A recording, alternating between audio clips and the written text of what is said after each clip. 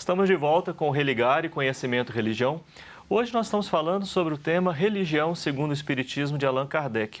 Aqui no estúdio está Brasil Fernandes, ele é mestre em Ciências da Religião pela PUC Minas e fez uma pesquisa sobre esse tema. Você apresentou no final do primeiro bloco, e como nós estamos dizendo claramente, você é um pesquisador sobre esse tema, mas você também é espírita. Sim. E o espiritismo tem uma autocompreensão, como ser também parte do cristianismo, ser membro dessa tradição cristã.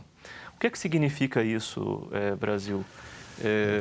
Porque para digamos, o segmento cristão majoritário há diferenças bastante importantes, uma delas em relação à concepção de reencarnação, que para o espírita é central, e para a tradição cristã, bom, parece incompatível.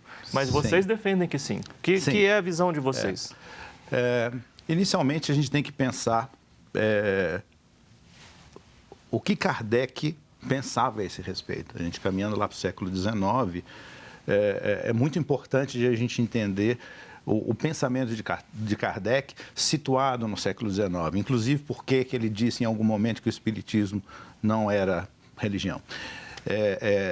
O cristianismo, para ele, e ele chega a afirmar com todas essas letras na revista Espírita, que ele editou por muitos anos,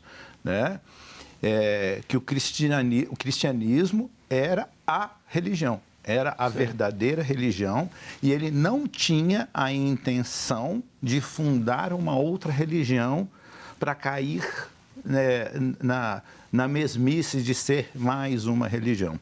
O objetivo de Kardec era acabar, inclusive, com discussões a respeito do aspecto religioso.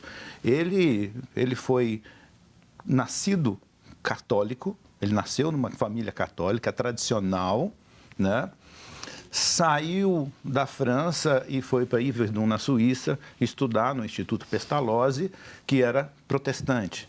E o Instituto Pestalozzi sofria pressões de um movimento chamado Réveil, que do francês é a revelação, é uma boa nova, e o Pestalozzi sofria pressões enormes no sentido de ensinar a religião conforme a igreja protestante da época o fazia, e inclusive dizendo até que Pestalozzi não era de fato um cristão. Então Kardec viu toda essa disputa religiosa, etc. E ele deixa claro no decorrer da sua vida que ele queria botar um fim nessa questão.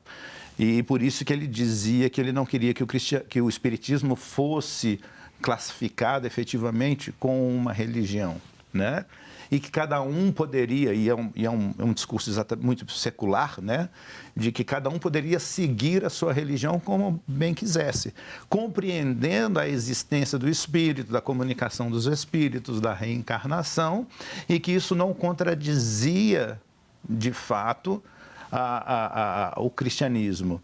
E ele traz os ensinamentos, através do Evangelho segundo o Espiritismo, ele traz a explanação dos pontos de vista que ele tinha a respeito do Espiritismo. E logo na introdução, do Evangelho segundo o Espiritismo, ele vai dizer que existem diversos aspectos das escrituras, das religiões, etc. Mas que o aspecto... Que é uma interpretação que ele faz das escrituras. Isso? Ele faz, não é exatamente uma interpretação, é o que eu ia dizer. Ele pega o aspecto moral dos evangelhos, particularmente dos evangelhos, e vai discutir o aspecto moral, porque ele diz que o aspecto moral não é objeto de controvérsia em nenhuma religião. Amar o próximo como a ti mesmo não é objeto de discussão. É nesse sentido, então, não é no sentido propriamente doutrinário. Exatamente. E ele, pelo contrário, ele fala dos atos comuns da vida do Cristo, os dogmas, o que foi utilizado para os fundamentos da igreja, são questões que ele falou assim, a gente não vai abordar isso.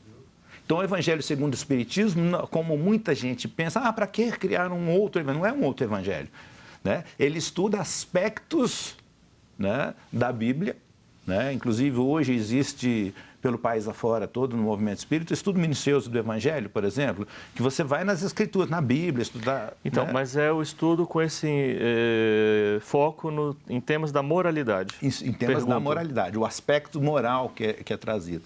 E ele, nesse sentido, o Espiritismo, né? Sim.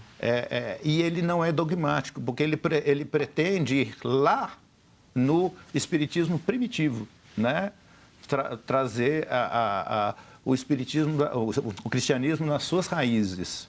Sim. Entendeu? Bom, o seu trabalho, né, sobre então a religião na perspectiva de Kardec, de tudo isso que nós falamos aqui, em síntese, o que é que nós poderíamos, como é que nós poderíamos apresentar? Ele vamos assim, ele é o passo seguinte dessa questão que nós colocamos, né? Porque Kardec, quando ele afirma, né, que o Espiritismo não é religião, porque ele diz que não tem cultos, não tem sacerdotes e não tem templos. Porque Kardec entendia... E não tem um livro sagrado. E não tem o livro... porque aí com seus símbolos, né? Inclusive a questão da simbologia, ele entende que todos os milagres, por exemplo, eu vou discutir, por exemplo, a questão do sagrado, né? Para Kardec... não existe o sagrado. Existem fenômenos na natureza que não são compreendidos claramente, que as pessoas sacralizam, né? São as hierofanias, por exemplo, do Eliade, né? Então, ele vai dizer que se o Espiritismo não tem culto... E hierofanias são manifestações do sagrado. Né? Manifestações do sagrado, isso. Se no Espiritismo não tem culto, não tem templos, não tem sacerdotes, não tem ritos, não tem símbolos, né? Então não é religião. E aí ele dá a dica do que ele pensa, do que ele entende que é religião. Para existir religião, tem que existir essas características definidoras. E quando eu falo de características definidoras, eu estou indo no antropólogo Benson Saylor, que a gente usa como base do nosso estudo, né? Aí sai o espírita e entra o cientista da religião, né? Para buscar, né, esse entendimento, que essas características para Kardec, elas faziam parte da religião, né? E como o Espiritismo não possuía essa característica, era alguma coisa diferente, né? Então, ele vai tratar o Espiritismo, né, no seu aspecto filosófico, né? Ele dá a ideia de que existe a necessidade de encarar-se a religião de outra forma. Mas como ele era um cientista e ele usava os conceitos que existiam na época, e não existia um conceito de religião que não fosse aquele trazido pela Igreja Católica, ele falou, então o Espiritismo não é religião. Né? E nem o protestantismo que ele conheceu também. Exatamente, Sim, porque eles teriam as mesmas características definidoras que o Benson Saylor vai utilizar.